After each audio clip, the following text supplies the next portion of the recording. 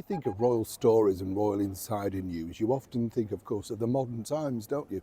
All of us do. You know, for me, I think the biggest revelation sort of covering the royal stories was that of the former royal butler, dubbed himself, of course, the Rock, Paul Burrell. And I thought it was terrible the way that he managed to drag our late and wonderful monarch into that sordid detail of the court case where she allegedly remembered certain aspects. All was rather dubious in my opinion, and that's my opinion. Having met, of course, the former royal butler Paul Burrell on a number of occasions, he's very clever, you know.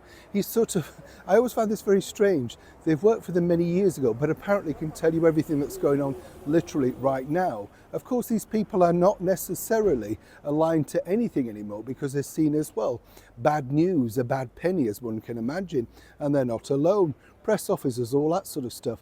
If you look and you say, well, why didn't they get a commendation?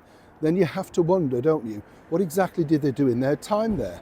As ever, my opinion.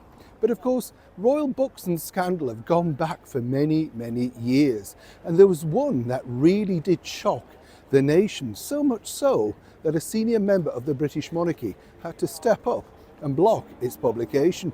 Let me explain. Morning, lovely to see you today. As ever, thank you so much for your time. Welcome on and all brand new subscribers. I've interviewed many people who've had royal books over the years, as you can imagine.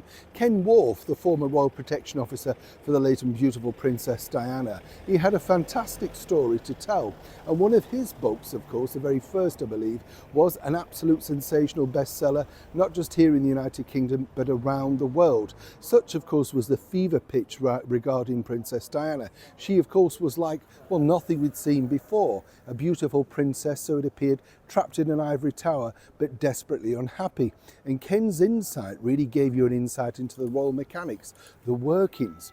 But long before that, in the late 1950s, David John Payne was a footman working at Buckingham Palace and Kensington Palace, with, some people suggested later on, the only real reason to take the job was in fact to get close to the British monarchy and try and get some secrets. Now this was really the sort of burgeoning time of the tabloids really taking off and the sort of, you know, strings around it being cut loose because they were able to print and say many different things. As we know, Princess Margaret was one of those people that was an absolute gold mine for people back in the late 1940s and 50s.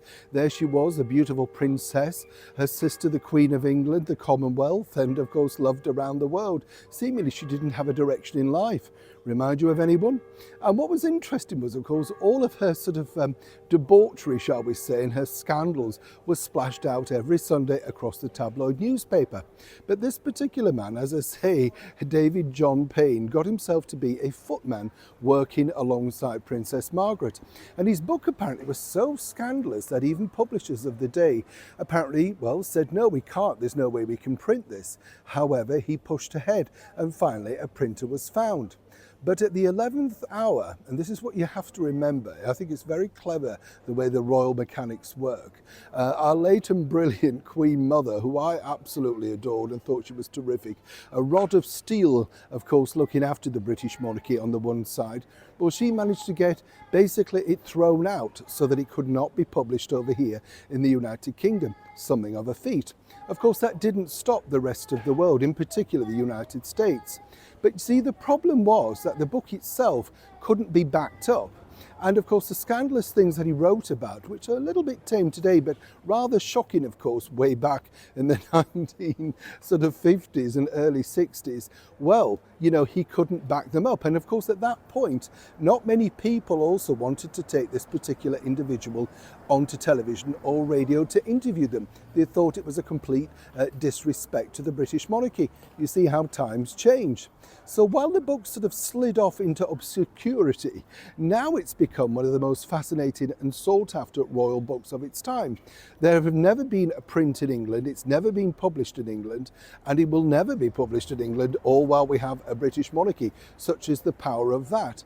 But it's interesting to think that actually in later life, the whole idea really was concocted by someone that he knew at a tabloid newspaper and someone that he thought, well, if you got on the inside track, then of course you could deliver some of the goods.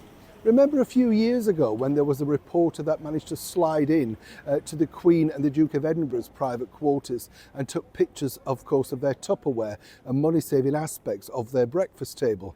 You see, nothing, as I always say, is new. It's just redone in a different form. But this particular book didn't have the success, say, of perhaps even Prince Harry's Spare, simply because of the might and the power of the British monarchy. So anybody in there right now working for the monarchy thinking, I've got a good book, think again. You might not be as powerful as you first think. Neil Sean in the very heart of London.